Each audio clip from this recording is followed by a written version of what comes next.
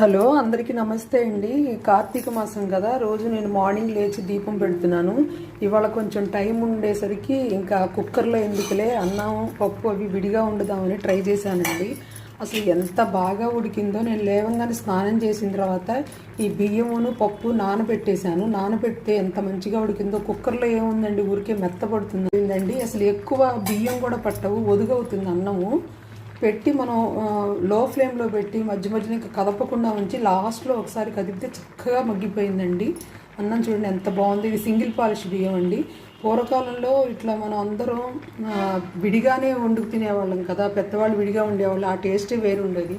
ఇప్పుడు ఫుడ్లో క్వాలిటీ లేదు, ఇంకా మనకి టేస్ట్లు ఎలా వస్తాయి. అలాగే ఇవాళ మామిడికి పప్పు చేస్తున్నాను. మీరు పప్పు చేసేటప్పుడు కూడా గరిటె పెట్టకూడదు. గరిటె పెట్టకుండా అలా కదపకుండా ఉంటే మంచిగా ఉడికిపోతుంది. దగ్గరుండి చూసుకున్నట్లయితే కొంచెం మీడియం ఫ్లేమ్లో పెడితే పొంగుతున్నప్పుడు ఆపుకోవచ్చు.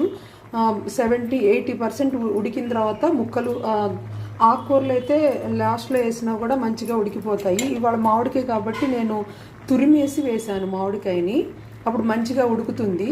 అసలు పప్పు ఉడుకుతుంటేనే బాల్కనీలోకి ఎంత మంచి స్మెల్ వస్తుందో. ఇంకొంచెం ఉడకాలండి. మనకి లూజ్గా కావాలంటే ఇంకొంచెం వాటర్ పోయొచ్చు.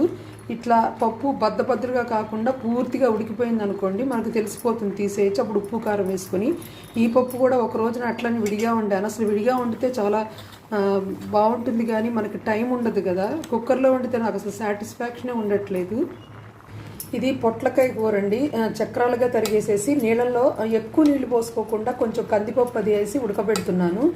ఇట్లా డైరెక్ట్గా మనం తిరమాత వేసే కన్నా ఇలా నీళ్ళు తక్కువ పోసుకొని ఆ నీళ్ళని పీల్చేసుకుంటుంది కదా, అలా ఉడకబెట్టి మనం కొబ్బరితో తిరగమాత వేసుకుంటే చాలా బాగుంటుంది పొట్లకాయ కూర. ఇవాళ నాకు వండుతుంటేనే చాలా సాటిస్ఫాక్షన్గా ఉంది ఇట్లా విడిగా వండుకుంటుంటే.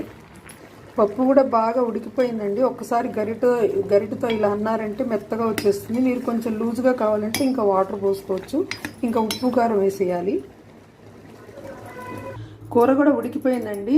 కొంచెం నీళ్ళు ఎక్కువ పెట్టాయి, అందుకని కొంచెం వడపోసుకుంటున్నాను. లేకపోతే విటమిన్స్ అన్నీ పోతాయి. మీరు తక్కువ నీళ్ళు పోసుకొని చేసుకోవాలి. పప్పు పోపండి ఇది. ఇప్పటికీ కొంతమంది ఇంట్లో విడిగానే వండుకుంటూ ఉంటారు. కాకపోతే టైములు ఉండక ఇంకా చాలామంది వండరు. మా అమ్మ వాళ్ళ ఇంట్లో కూడా ఇప్పుడు కూడా విడిగానే వండుతూ ఉంటారు. ఎంత టేస్ట్, చాలా బాగుంటాయి. మామిడికాయ పప్పులో ఇంగు బాగా పడాలండి. పోపు కూడా అయిపోయింది. పప్పులో కూడా పోపు వేసేసాను. కూర పోపుకి ఎండుమిర్చి కారం సరిపోతుంది. కరివేపాకు అది వేసి కొంచెం కొబ్బరి వేయించుకోవాలి. కొబ్బరి వేగిన తర్వాత ఈ కర్రీ అంతా దీంట్లో ఉప్పు వేసుకుని కలుపుకోవాలి. విడిగా వండుకున్న మామిడికాయ పప్పు అలాగే కర్రీ అన్నం కుక్కర్లో పెట్టుకున్న టేస్ట్ ఎంత బాగుందో. ఎప్పుడెప్పుడు తినాలనిపిస్తుంది. నచ్చితే మీరు ఫాలో అయిపోండి. థ్యాంక్ యూ అండి.